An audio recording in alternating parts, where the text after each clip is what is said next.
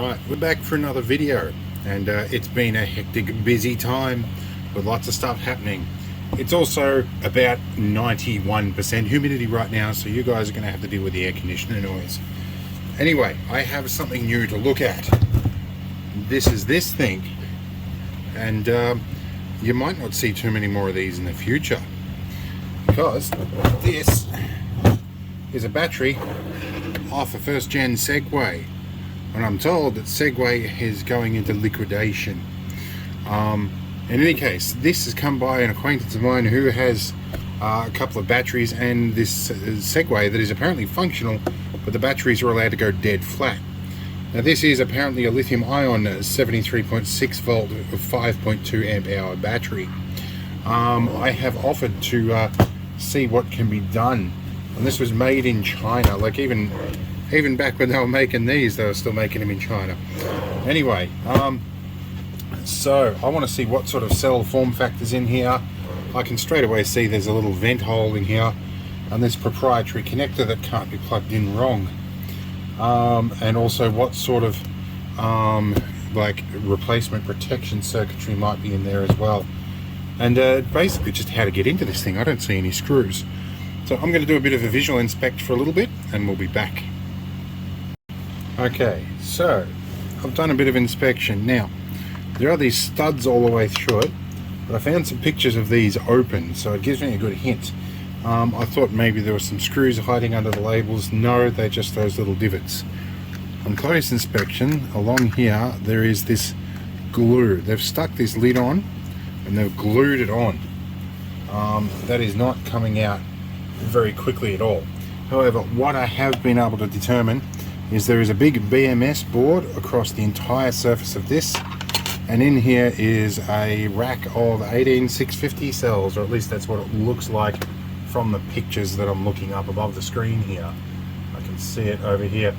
So basically, yes, I was correct. They are basically a whole bunch of 18650 batteries, but at a cost of about 650 bucks Aussie to get enough cells to repack this, and when China is selling spares for about 600 bucks already in the package, it's probably just a whole lot easier to go and just buy another battery. And this was predicated under the thought that you'd never find another one, but actually you will.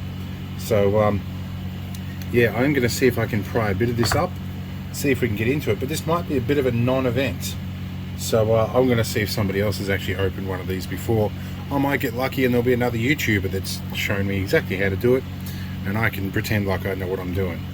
Anyway, we'll be back in a moment. Alright, well, I had high hopes of repacking this, but I've done a little bit of homework. Now, you can buy rebuild kits, which is all the batteries and the BMS and a little thingy to check up on the status of everything. That all predicates on you getting this thing apart. You can buy aftermarket batteries already rebuilt for around about 700 bucks. I'm looking at this, that could be 700 US, I don't know yet. I found an Australian eBay site that's selling from the US for about 1200 Australian shipped, which might be the best deal you're going to get with it. And to be honest, by the time I get the top off this, and if I don't destroy it and I repack it, the cost is going to be similar anyway, and I'd rather somebody expert do it. So this is going to be one thing I don't fix, just because I think it's probably not sensible. And by the time you're getting to like 74 volts, you're definitely into dangerous territory, and there's a fair bit of energy density in that as well. So it starts to become a little dangerous. I mean, not that really stopped me before, but given the complexities involved with this, I don't think I'm going to repack it. And I was hoping to at least get the top off, and for a bit of curiosity's sake, I'll have one more shot at getting that off here, but I don't think that is really going to happen. Although it did pop a little bit. Give me a minute, we'll see what happens.